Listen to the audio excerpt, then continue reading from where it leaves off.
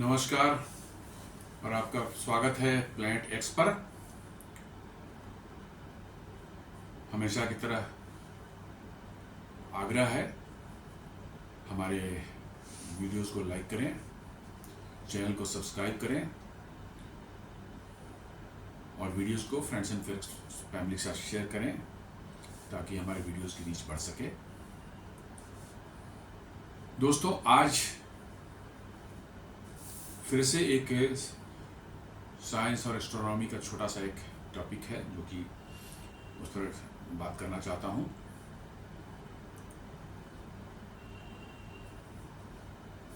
हमने सुना है, पढ़ा भी है, देखा भी है, इसके बारे में बहुत लोग जानते भी होंगे।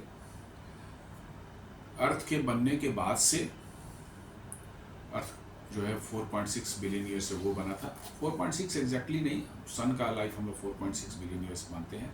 सन का नॉर्मली 4.5 मानते हैं कि 10 मिलियन ईयर्स 100 मिलियन ईयर्स लगे होंगे इसके बनने में।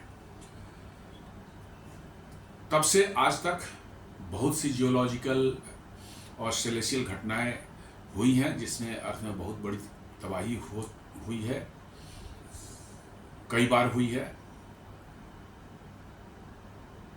और जब बहुत लेटर स्टेज में जो है अर्थ पर जीवन का प्रादुर्भाव हुआ, लाइफ की एग्जिस्टिंग लाइफ ने अपना पैर जमाया, जिंदगी ने अपना पैर जमाया,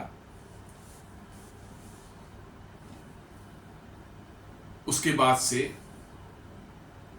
अब तक जो माना जाता है, जो हमारे रिकॉर्ड्स बताते हैं या हम पुराने धरती के जियोलॉजिकल एविडेंसेस और अदर एविडेंसेस को देख करके जो है पाया गया है, ऐसा वैज्ञानिकों का मानना है कि 5 बड़े बड़े मास एक्सटिंक्शन हो चुके हैं, जिसमें बड़ी संख्या में उस समय के लिविंग बींग्स या जीव जंतु जो भी थे वो समाप्त हो गए, विलुप्त हो गए उस घटना के कारण।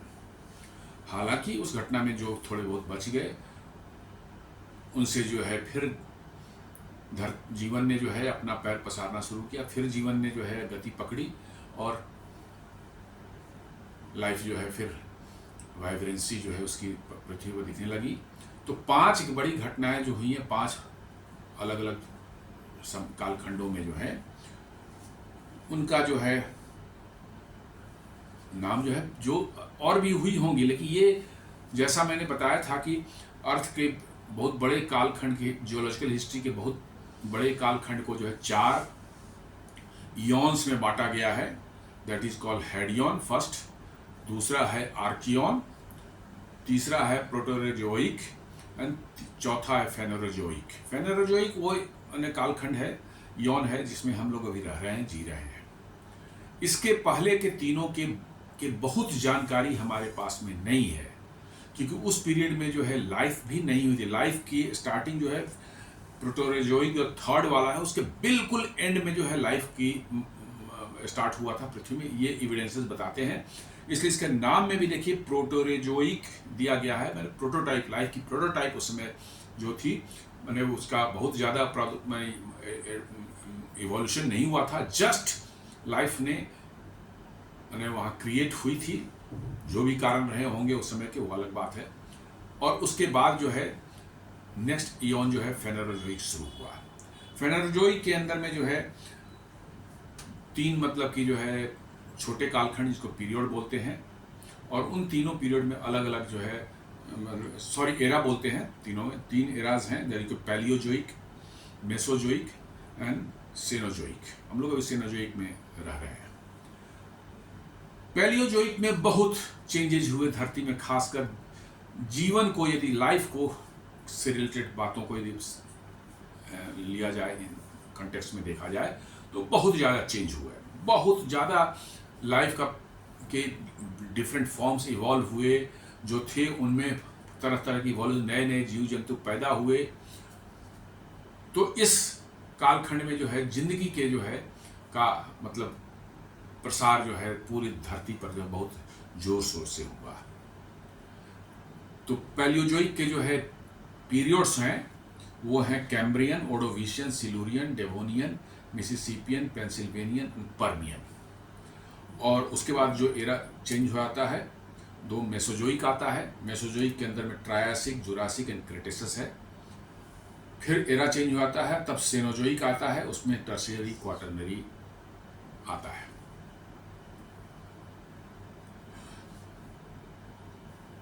इसी में जो आप देखेंगे कि कैम्ब्रियन एक पीरियड था जिसमें कि उस एरा को कैम्ब्रियन एक्सप्लोजन ही बोला जाता है।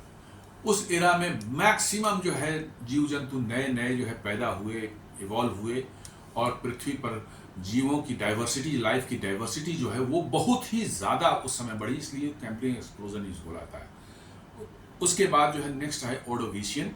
तो पहला जो मास एक्सटिंक्शन का जो जिक्र होता है धरती पर, वो हमारा होता है ओर्डोविशियन सिल्यूरियन एक्सटिंक्शन इसको बोलते हैं। सिल्यूरियन उसके बाद का पीरियड है, इसलिए दोनों के बाउंड्री है। जैसा मैंने कहा था पहले के एक वीडियो में कि जब भी कोई धरती पर बहुत बड़ी घटना हुई, उसके बाद से या तो एरा बदल गया, चाहे पीरियड बदल गया, हमने उसको मार्क किया कि वो बाउंड्री है, वहीं पर घटना है, उसका नए एरा या पीरियड शुरू किया गया। तो ये ओर्डोविशियन सिल्यूरियन जो पहला मतलब कि जो है मास एक्सटिंक्शन माना जाता है, जहाँ ऐसा कहा जाता है कि बहुत बड़ी संख्या में 70-80% जो है लाइफ जो है ख़त्म हो गई थी। उस समय लाइफ, ये जरूर जानना चाहिए आपको कि लाइफ सिर्फ ओशियंस में, महासागरों में ही थे। ज़मीन पर ज़िंदगी जो है नहीं थी, जो भी लाइफ थी वो महासागर में, ओशियंस में ही थे।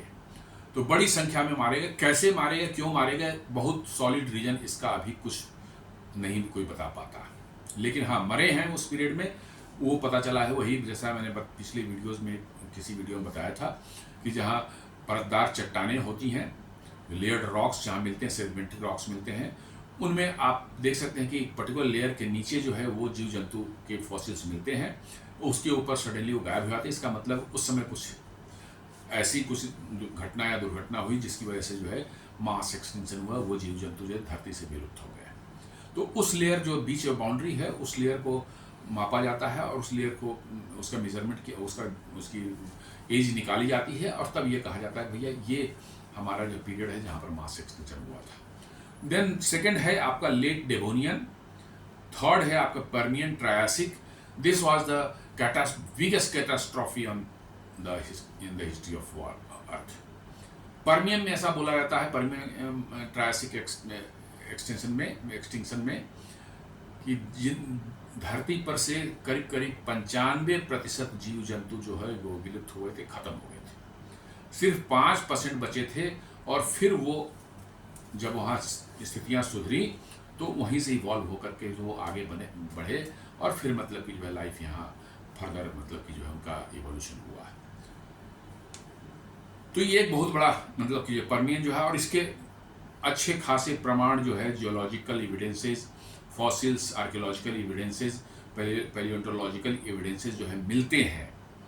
उसके पहले वाले दोनों के बहुत ज़्यादा नहीं मिलते। मास एक्सटिंक्शन हुआ इतना हम जान रहे हैं, लेकिन क्यों हुआ ये नहीं जानते। बट पर्मियन में का हमें पता है, पर्मियन एक्सटिंक्शन जो है क्यों है पता है। और फोर्थ है ट्रायासिक जुरासिक, ये भी बाउंड्री है दो पीरियड के, मेसोजोइक पीरियड के जो है ट्रायासिक जुरासिक। देन पांचवा जो है क्रेटेसस टर्शियरी या क्रेटेसस पैलियोजीन भी इसको बोलते हैं। इसके बारे में मैंने डिटेल वीडियो किया था, कैसे डायनासोर्स का अंत हुआ इस मास एक्सटिंक्शन की वजह से। सबों में किसी में वॉल्केनिक एक्टिविटी हुई है, किसी में जो है एस्ट्रॉयड इम्पैक्ट हुआ है अर्थ पर, कुछ कारण इस तरह के आते हैं। तो अब प्रश्न उठता है कि क्या नियर फ्यूचर का मतलब ऐसा नहीं है मतलब कि 10, 20, 50 साल, 100 साल की मैं बात नहीं कर रहा हूँ।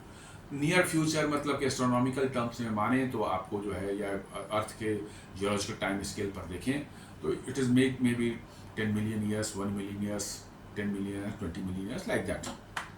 क्या नियर फ्यूचर में अर्थ पर फिर इस तरह का कोई महाविनाश या मास एक्सटिंक्शन हो सकता है या नहीं? सोचने वाली बात है, चूंकि पहले कई बार हो चुका है पृथ्वी पर, तो आगे नहीं होगा ये सोचना, ये इसके बारे में ये कहना कि नहीं आगे नहीं होगा, ये तो हमारे ख्याल से कोई बुद्धिमत्तापूर्ण बात नहीं होगी। होगा ही होगा। कब होगा ये कोई नहीं जानता, कब होगा ये कोई नहीं जानता, लेकिन जब पहले हो चुका है तो आगे भी होगा। हमारा जो है अंतरिक्ष जो है ऐसा ही है। अंतरिक्ष को जितना हम समझते हैं कि नहीं, अंतरिक्ष शांत नहीं है, अंतरिक्ष बहुत वायलेंट है।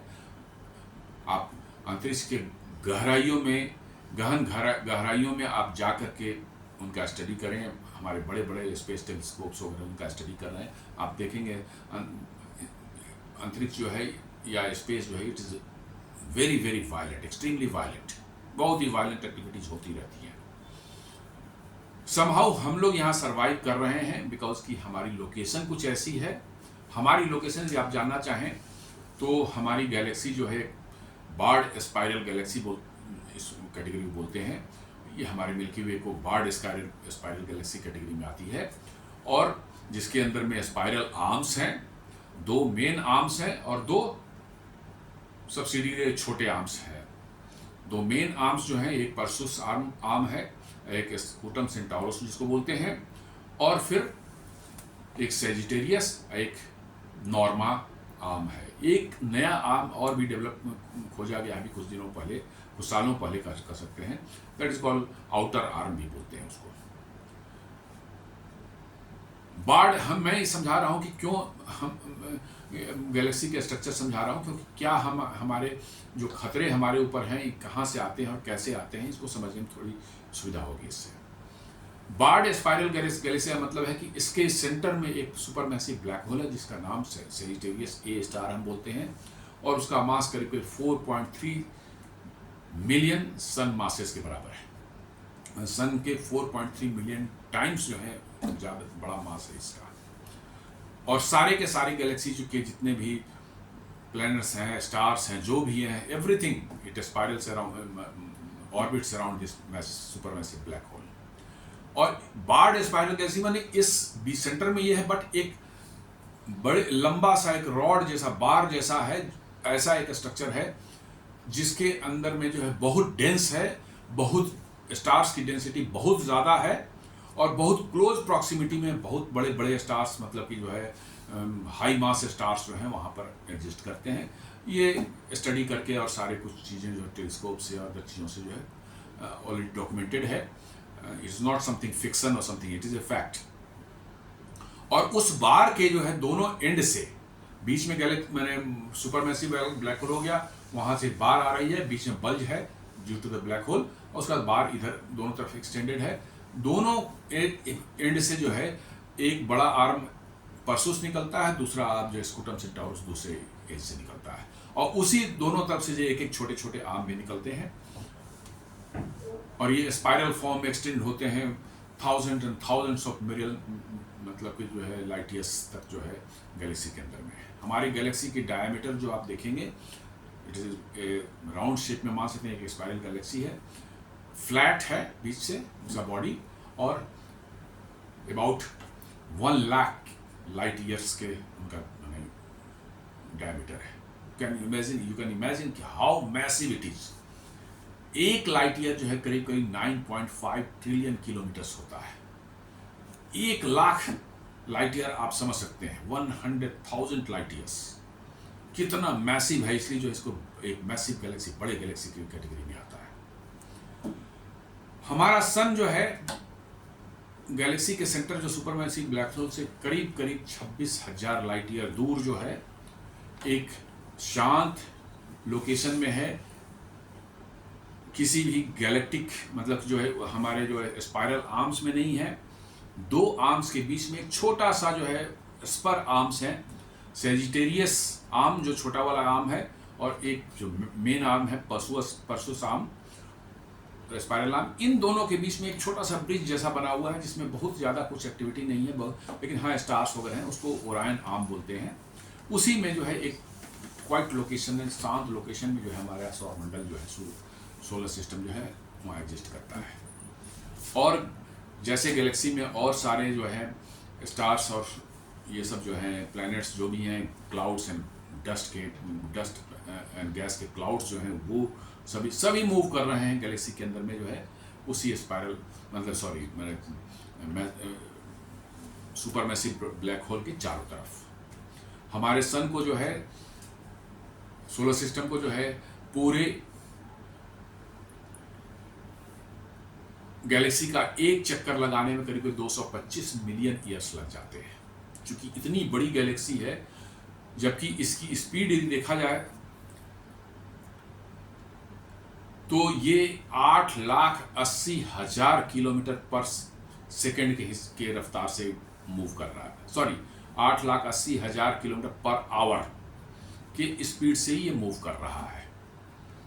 8,80,000 किलोमीटर पर आवर का स्पीड बहुत बड़ा होता है, बट चूंकि हमारी गैलेक्सी इतनी बड़ी है जो कि हमारे सोच से परे है, beyond our comprehension of our mind, तो इसको कंप्लीट इस स्पीड से भी चलने में, पूरा करने में इसको लग जाते हैं करीब करीब 225 से 230 मिलियन साल ईयर्स। अब आते हैं मेन उस पर कि क्या पृथ्वी पर महाविनाश या कोई मास एक्सटिंक्शन की संभावना नियर फ्यूचर का मैंने कहा 100-200 साल की बात नहीं, मैं मिलियंस ऑफ ईयर्स की बात कर रहा हूँ, 2-4-10 मिलियन ईयर्स की बात कर रहा हूँ। हमारे सोलर सिस्टम का मूवमेंट यदि देखेंगे अलोंग विद द सारा इनके साथ जो प्लैनेट्स एंड जो एस्ट्रॉयड बेल्ट है, काइपर बेल्ट है, सभी एक साथ सोलर, चूंकि सन की ग्रेविटी से सभी बाउंड हैं तो एक साथ ही मूव कर रहे हैं। ये मूवमेंट थोड़ा विचित्र है अन्य स्टार्स की बनिस्पत। सभी स्टार्स ऐसा नहीं बिहेव कर रहे हैं।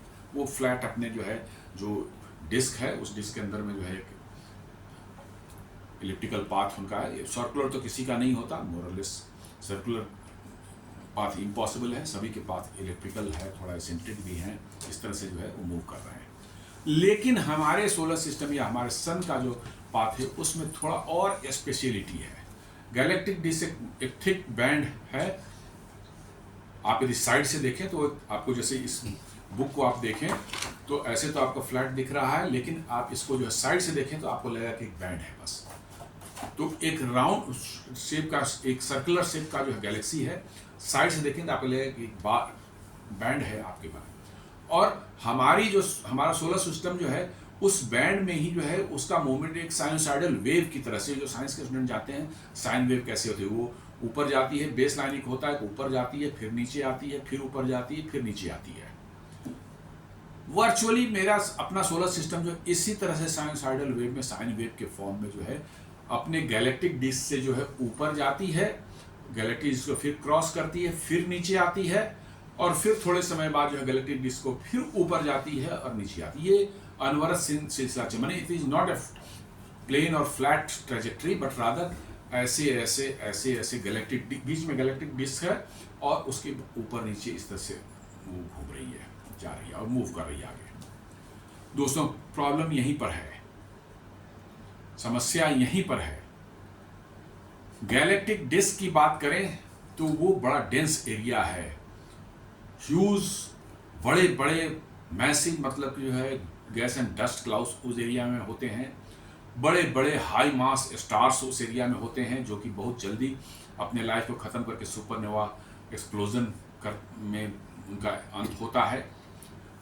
ह्यूज साइज के जो है आपके ब्लैक होल्स वगैरह, इंटरमीडिएट मास ब्लैक होल या स्टेलर मास ब्लैक होल वगैरह जो है उसमें मिलेंगे आपको। मतलब कि वो एरिया शांत नहीं है। जैसे आप किसी शहर के सेंटर में चले जाए, जैसे आप दिल्ली में जो है कनॉट प्लेस में चले जाएं, तो आपको जितनी भीड़ भाड़ नजर आती है, वही दिल्ली के बहुत एकदम बिल्कुल आउटस्कर्ट्स के किसी इलाके में चले जाएं, उतनी भीड़ भाड़ आपको नजर नहीं आएगी। वहाँ पर थोड़ा शांति रहेगी, लगेगा कि मतलब कि जो है, वैसे दिल्ली में हर जगह भीड़ है, लेकिन फिर भी आपको आउटस्कर्ट्स में किसी सबब में चले जाएं तो थोड़ी भीड़ आपको कम मिलेगी। वही हाल यहाँ गैलेक्सी के उस डिस्क के अंदर में जो है बहुत ज़्यादा मतलब कि डेंसिटी है। Gas clouds, gas and dust clouds के, स्टार्स के, प्लैनेट्स के, सभी मतलब जो है वो ज़्यादा संख्या में वहाँ पर है। तो वहाँ पर हमेशा जो है खतरा बना रहता है कि आप यदि उस पीरियड में वहाँ से गुजर रहे हैं। हमारी गैलेक्टिक डिस्क जो है आप देखेंगे तो वो उसका थिकनेस जो है करीब 1000 लाइट ईयर्स है। 1000 लाइट ईयर्स एक बहुत बड़ा पीरियड है, जिसमें से गुजरने में हमारे अर्थ को जो है कुछ मिलियन साल लग जाते हैं। इसका मतलब है कि आपका पीरियड अर्थ जो है हर कुछ समय के बाद जो है कुछ मिलियन ईयर्स जो है उस गैलेक्टिक डिस्क से क्रॉस करते हुए गुजारता है। और ये पीरियोडिसिटी जो है इस वेव की, ये करीब करीब जो है मापा गया है अबाउट 30 मिलियन ईयर्स, मतलब 30 मिलियन साल के बाद में आप उसमें घुसेंगे, फिर एक दो 3 मिलियन साल अंदर में रहेंगे डिस्क के अंदर में, फिर निकलेंगे और अगेन जो है फिर 30 मिलियन साल बाद जो है आप डिस्क के अंदर में प्रवेश कर रहे हैं, नीचे से चाहे ऊपर से। खतरा यहीं पर शुरू होता है। द मोमेंट आपका सोलर सिस्टम जो है इंटर करता है गैलेक्टिक डिस्क में, तो वहां पर हाई डेंसिटी होने के कारण गैस क्लाउड्स, डस्ट क्लाउड्स, ये सब होने का बड़े बड़े high mass stars, stellar mass black holes वगैरह, वो उनके नज़दीक यदि आप पहुंचते हैं तो उनके ग्रेविटेशनल परटर्वेशंस की वजह से, ग्रेविटेशनल जो इफेक्ट इम्पैक्ट पड़ता है सोलर सिस्टम पर, उसके बाद बहुत से अनयूजुअल घटनाएं आपके सोलर सिस्टम में हो सकती हैं, आपके सोलर सिस्टम में हो सकती है। और यही कहा जा रहा है कि ये जो पुराने जितने भी हमारे मास एक्सटेंशन हुए हैं उनमें एक कुछ कॉमन, 100% नहीं लेकिन कुछ कॉमनैलिटी नजर आती है कि ये मास एक्सटेंशन हर 30 मिलियन साल के आसपास में हुआ है, और 30 मिलियन साल में ही जो है अर्थ जो है घुसता है डिस्क में, निकलता है थोड़े दिनों बाद, और फिर 30 मिलियन साल बाद जो है नीचे से ऊपर या ऊपर से नीचे जाता है। तो ये क्या कि एक कोरिलेशन नहीं बन रहा है कि उसी 30 मिलियन साल या मल्टीपल ऑफ 30 मिलियन ईयर्स का के टाइम में जो है ये मास एक्सटेंशन, तो 5 मैंने बताए थे, इसके अलावा भी छोटे छोटे मास एक्सटेंशन जो बीच बीच में हुए हैं जिनका जिक्र नहीं मैंने किया है, उसमें चूंकि उतनी बड़ी संख्या में नहीं मैंने की तबाही हुई थी, उतनी बड़ी संख्या में एक्सटेंशन नहीं हुआ था, उसका जिक्र होता है, पढ़ने पर मिल जाता, खोजने पर मिल जाता है, बट ये 5 मेन है। तो ये पाया गया है कि उन मास एक्सटेंशन के बीच में नॉट एग्जैक्टली बट एवरेज आप मान के ले लीजिए 30 मिलियन साल का माना गया कि हर 30 मिलियन साल के बाद में कुछ कुछ होता है। यहाँ पर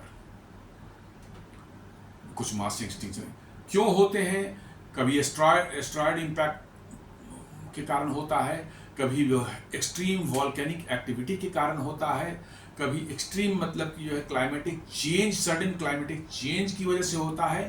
तो ये क्या संयोग है कि हर 30 मिलियन साल बाद ही ये हो, और 30 मिलियन साल में पृथ्वी की भी जो है अपने मूवमेंट की वजह से जो है वो डिस्क में जाती है, ऊपर से नीचे चाहे नीचे से ऊपर जो है वो भी 30 मिलियन है। तो क्या ये सिर्फ एक संयोग है? शायद नहीं, दोनों में शायद कोई कंफर्म नहीं है, किसी ने भी आज तक इसको कंफर्म नहीं किया। लोगों ने कहा है कि there may be a relation, may be, मालूम नहीं है लेकिन मे बी। तो पिछला जो हुआ था जो सबसे बड़ा वाला वो था 66 मिलियन ईयर्स में, जो है जब डायनासोर्स खत्म हुए थे, वो हुआ था 66 मिलियन साल पहले, और बीच में उसके 30-35 मिलियन के आसपास में जो है एक छोटा सा और हुआ था जिसका नाम नहीं दिया गया है। And now people are telling कि 30 मिलियन साल एवरेज में जो फिर आ रहा है। तो क्या हम एक बड़े मास एक्सटेंशन की ओर बढ़ रहे हैं? मैं कोई डराने की बात नहीं कर रहा हूँ या किसी तरह का प्रोपेगेंडा नहीं कर रहा हूँ। ये जो भी साइंटिफिक या एस्ट्रोनॉमर्स की जो एक उनकी हाइपोथेसिस है डिफरेंट है कि हर 30 मिलियन साल पर जो है कुछ छोटा या बड़ा जो है मास एक्सटेंशन होता है।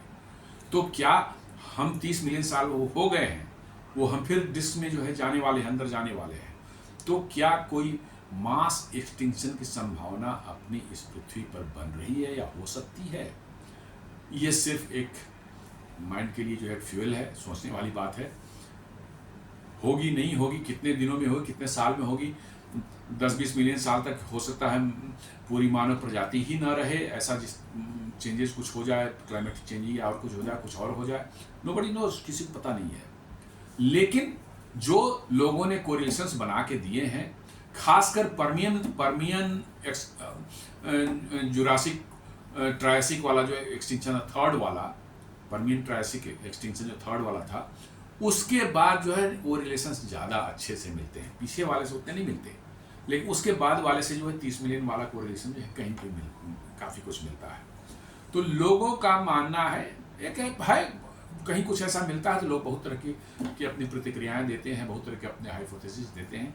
लोगों का मानना है कि 30 मिलियन साल अब हो रहा है अपना सोलर सिस्टम फिर डिस्क में घुसने के लिए, गैलेक्टिक डिस्क में घुसने के लिए, तो शायद उसकी संभावना बन रही है। ये जस्ट एक साइंटिफिक थॉट्स हैं, क्या होंगे नहीं होंगे इस पर अभी कोई मतलब कि confirm nothing can be said. लेकिन चूंकि एक है, साइंस में सब चीज़ चल रही है, एस्ट्रोनॉमी में सब चीज़ें रिसर्च चलती रहती हैं, जानकारियाँ आती हैं, मैंने सोचा कि आप लोग के साथ शेयर करूँ एक छोटा सा इन्फॉर्मेशन। इसके बारे में विचार करें और भी पढ़ें, मजा आएगा, आनंद आएगा आपको। और इसीलिए मैंने ये शेयर किया है कि ताकि इसके बारे में एक माइंड में कुछ थॉट्स हों और आपको जो है फर्दर जानने की उत्सुकता हो तो आप इसके बारे में जानिए और पढ़ें। तो आज इस एपिसोड को इसी के साथ ख़त्म करते हैं और आपसे अगेन रिक्वेस्ट करते हैं कि चैनल प्लैनेट एक्स को ज़रूर सब्सक्राइब करें, वीडियोस को लाइक करें और फ्रेंड्स एंड फैमिली के साथ शेयर करें। धन्यवाद।